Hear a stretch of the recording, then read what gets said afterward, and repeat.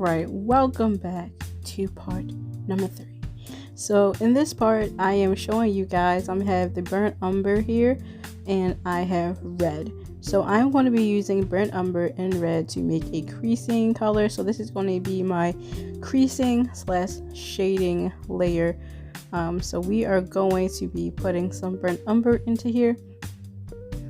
I'm struggling to get that lump out. See that dot? Now red is very potent. I put a dot of red, but you can even do a half a dot of red if you want your mix to be a little more browny. Go ahead and just do a half a dot of red, because as I mentioned in the last video, red is a very potent color. Like, that joint is strong. So that color is very strong, so just make sure you dilute it. Right here I am going to be putting a little bit of water into here, and also a little bit of my flow medium, as you can see. Now later on in the video you will see me half this up later. So right now I am keeping it thick because I'm going to be doing some creasing, but a little later on in this video you will actually see that I am going to dilute it down when I go to do some more shading. So I'm taking my red and mixing it into this burnt umber so that we can get a nice reddish brown for our crease colors. And I'm going to go ahead and make sure that is thoroughly mixed here before I apply it to my kit.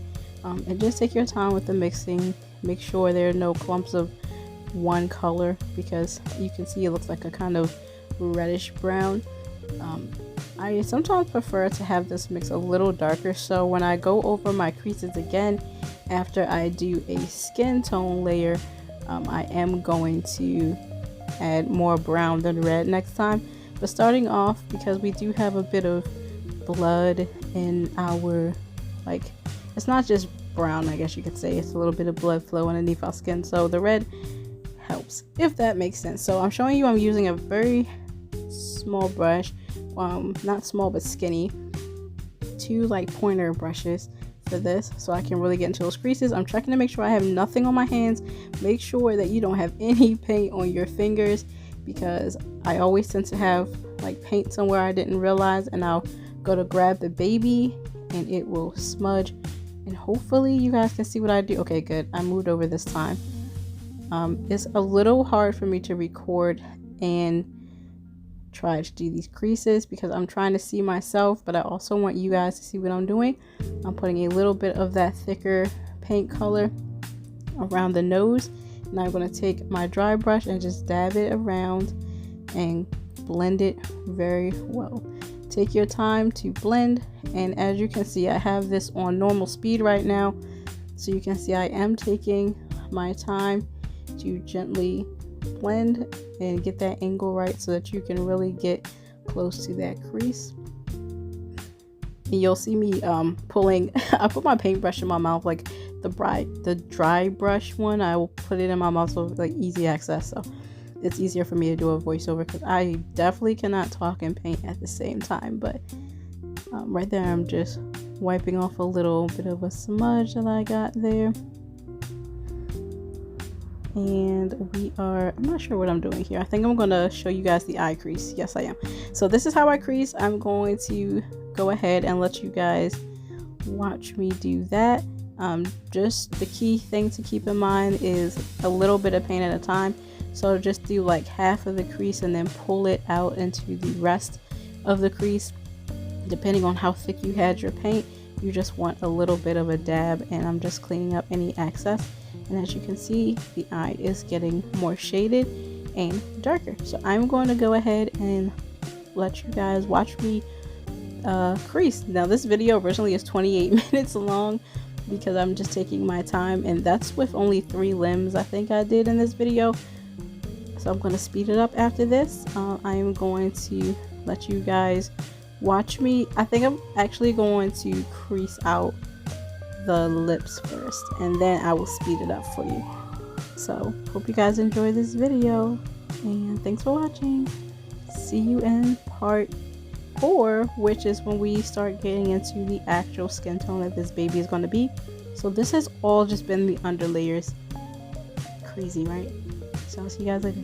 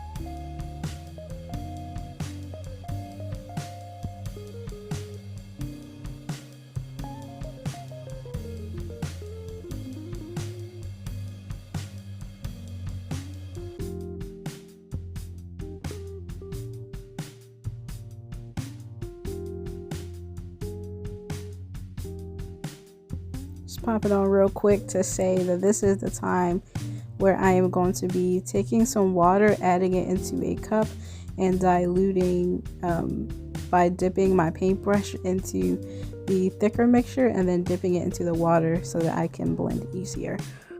So you can either half your solution and make a pre-diluted mix, or you can do what I'm doing. And all I'm doing when you see me dip there is dipping it into the cup and then dipping it into the water so it can be thinner. So yeah, I just wanted to pop in and say that.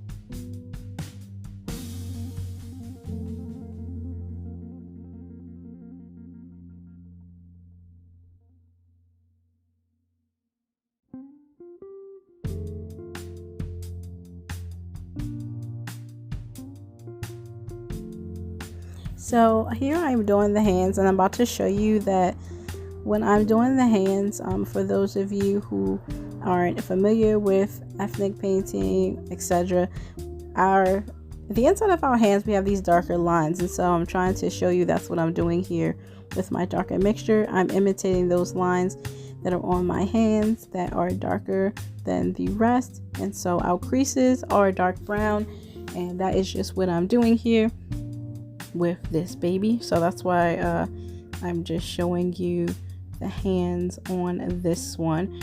I will slow this part down a little bit just so that you guys can see the first part of me doing that, and then I'm gonna go ahead and continue to speed it back up.